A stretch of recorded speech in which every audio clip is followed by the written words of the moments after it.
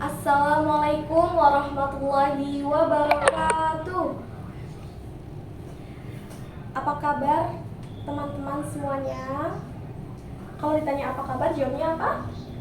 Alhamdulillah, luar biasa, Allahu Akbar, sehat. Ya, alhamdulillah ya kalau teman-teman semuanya sehat. Sebelum mengawali pembelajaran pada pagi hari ini, alangkah baiknya kita berdoa terlebih dahulu. Ya, untuk ketua kelasnya mana ya? Ya, Mas Muhammad Sultan, silahkan dipimpin berdoa ya teman-temannya.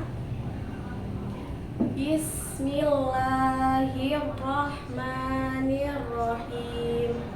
Raditu billahi robba wa bil islami dina wa bil muhammadin nabiyya wa rasula rabbi zidni ilma warzuqni fahma.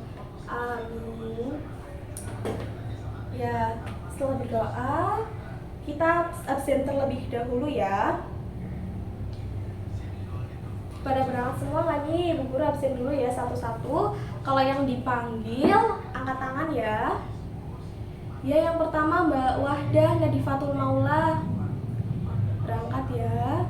Terus ketuanya ini Mas Muhammad Sultan Aulia, berangkat juga. Mbak Intan Liana Putri ya. Sandi Nur Sabila, Mbak Ayu Herawati, Mbak Mairiana, Mbak Lailatul Rohmadani, Mbak Khulaifah Nurwayunah, Mbak Nur Laila Fatin, Mbak Mita Alisa Tazkiyah, dan terakhir Mbak Hanum Tiffany Fauzi. Ya, alhamdulillah hadir semua ya pada pagi hari ini dengan diberikan kesehatan ya, sehingga kita bisa berkumpul untuk belajar. Selamat pagi semuanya ya. Udah pada sarapan kan? Ya, alhamdulillah kalau udah pada sarapan semua. Jadi hari ini kita akan belajar mengenai materi ruhson. Ada yang tahu nggak ruhson itu apa? Ya benar Mbak Mita, ruhson itu kelonggaran atau keringanan untuk beribadah. Tepuk tangan kepada Mbak Mita yang telah menjawab. Ya, kita mulai ya. Ruhson itu adalah keringanan atau kelonggaran yang secara istilah ruhson diartikan sebagai perubahan hukum dari hukum asalnya untuk memberikan kemudahan kepada kita untuk beribadah kepada Allah Subhanahu wa Ta'ala. Ada yang tahu nggak nih kira-kira apa yang diperbolehkan seseorang untuk menjalani ruhson itu? Oh iya benar Mbak Ayu, karena sakit. Ibu jelaskan dulu ya. Alasan seseorang diperbolehkan ruhson itu untuk meringankan dan tidak untuk berlaku zalim atau dosa. Jadi tidak untuk semata-mata hanya sengaja, tapi memang ada kepentingan dan keperluannya ya. Yang kedua itu musafir. Jadi musafir itu diberikan keringanan sesuai jarak dan kondisi.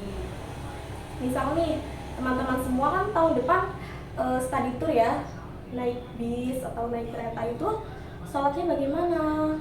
Misalkan dari sholat duhur ke asar itu kita tidak bisa menemukan masjid, itu kita bisa sholatnya di jamak qashar, digabungkan. Itu adalah suatu keringanan ruhson. Ya, seperti itu. Yang ketiga, ruhson itu ketidakmampuan seseorang yang sedang sakit. Misalnya ada kalian pada sakit itu tidak bisa menjalankan sholat atau puasa, dan sholatnya bisa diqodho dan puasanya bisa diganti.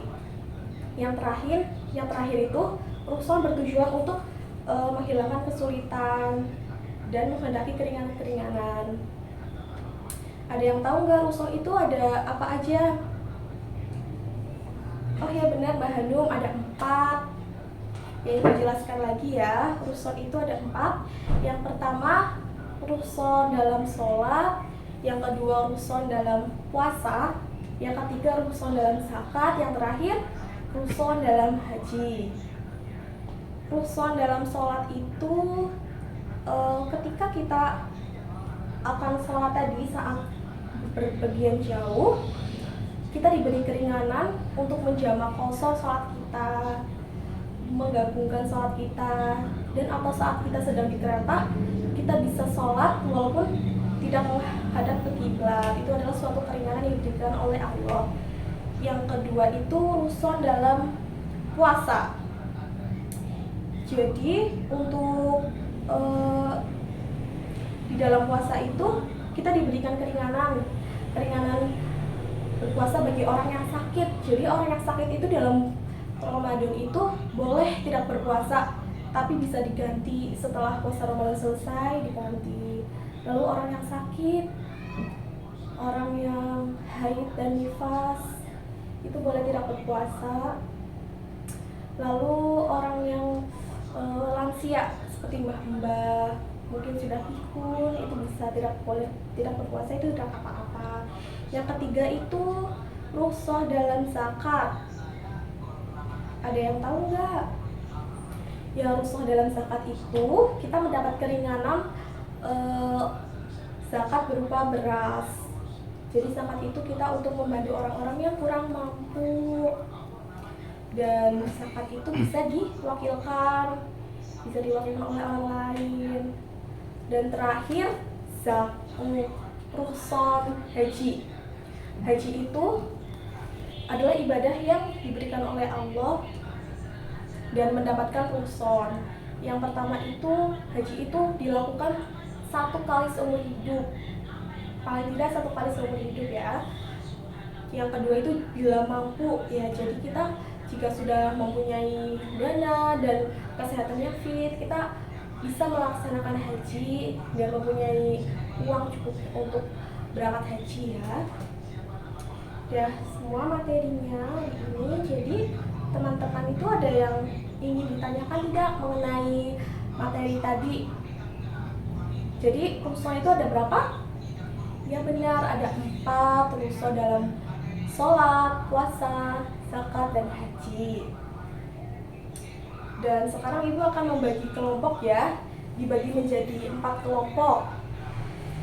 Kelompok yang pertama itu materinya adalah rukun sholat. Untuk kelompok yang kedua rukun puasa. Untuk kelompok yang ketiga rukun zakat. Dan yang terakhir kelompok 4 rukun haji. Ya, kalian bisa didiskusikan dulu tentang materi itu. Lalu untuk pertemuan selanjutnya yaitu minggu depan. Ya, hari Selasa minggu depan jam pertama dengan ibu. Kalian satu kelompok, masing-masing mewakilkan 1 anak untuk menjelaskan materi yang telah kalian buat tadi. Jadi kalian kan sudah membuat materi tadi dalam bentuk peta konsep di dalam kertas. Dan 1 orang presentasikan hasil itu di depan kelas, menjelaskan kepada teman-teman semua. Apa ada yang ingin ditanyakan teman-teman semua? Sudah semuanya ya. Jika tidak ada yang ingin ditanyakan, ibu akan tutup ya pembelajaran pada pagi hari ini.